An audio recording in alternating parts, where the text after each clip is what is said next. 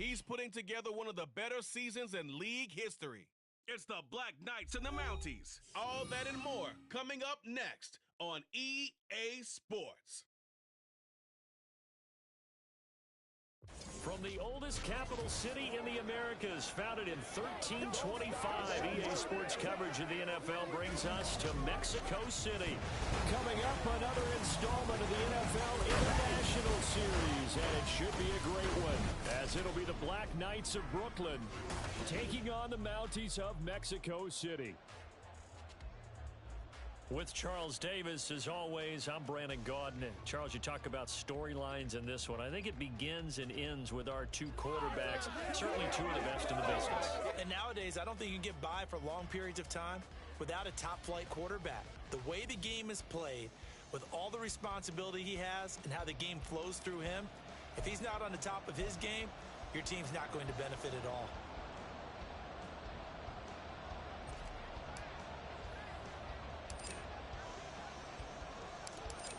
Two teams more than ready to get this one started. And we are underway from Mexico City. And no run back here, so they'll bring it out to the 25. So out comes this offense to take over for the first time. And they will be led out by their 6'3" quarterback. Okay, I thought there was something to build on in last week's game by his performance. I thought he played fairly well overall. The numbers won't knock your socks off. 2 touchdown passes and an interception. The bottom line, though, they lost. Yeah. How does he eliminate that one interception, continue to take care of the ball, and maybe increase the number of times he puts the ball in the end zone with a receiver? Come on. Let's start on the ground here on first down. And a short pickup to about the 27. It'll be second down. But you look at this defense. They were terrific last week against Buffalo in that victory. And what I saw on film was nearly an unstoppable pass rush. They had 5 sacks last week, plenty of hurries. So now they just max protect the offense, keep everyone in, and run, 1 or 2 receiver routes to make sure your quarterback stays up. We'll soon find out. They'll wind up losing 3, and now it's third down. This defense is a difficult one to prepare for, one of the best in the league. They'll come at you from all angles, and they did a nice job there stopping him from a loss.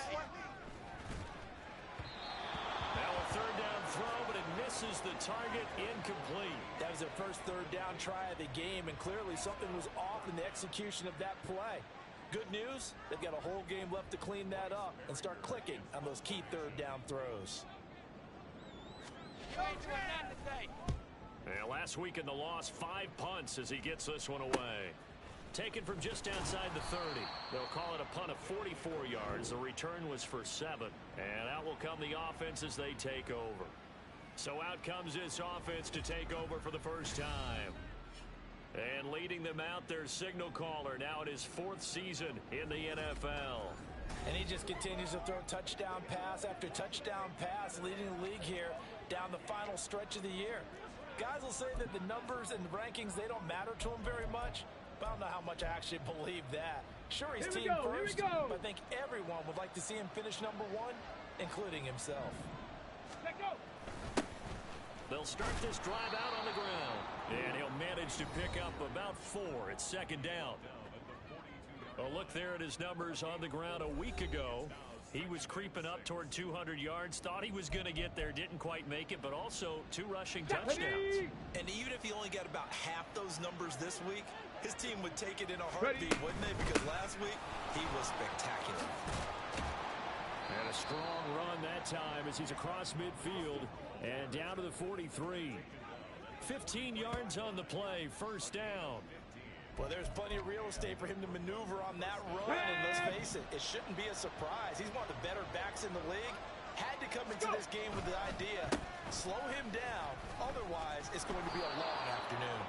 Yeah, he did not want to go down there as he carries tacklers for a solid gain of 9.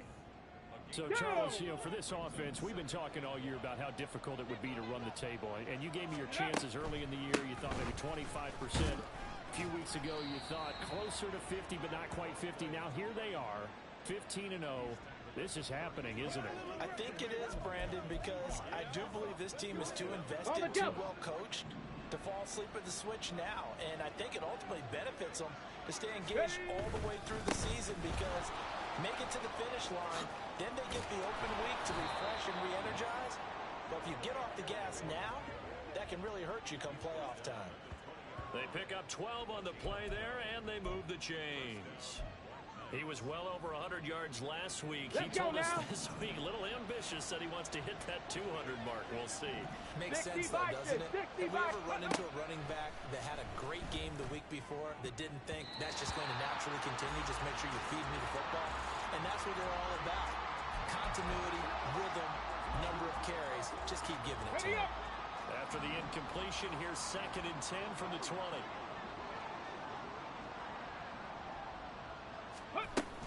Out of the gun, they give to Robinson. And he's going to push his way down to about the 12. On the ball, now, the 8th play of the drive coming up.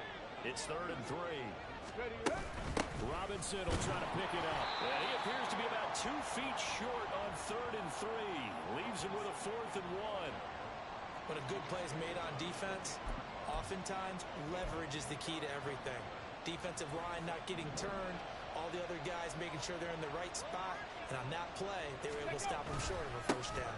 He'll try and run for it. And he won't have the touchdown, but he will have the first down as he's tackled at the 2. And the drive stays in motion with a nice 8-yard pickup on 4th. I love those plays. 4th and 1. That's who wants it more, this time the offense. Yeah, there's a lot of hooting and hollering in there, right? A lot of contact. And he is into the end zone for a touchdown. A great effort there. His 5th rushing touchdown now on the year. And the Black Knights will jump on top with the game's first score here this afternoon.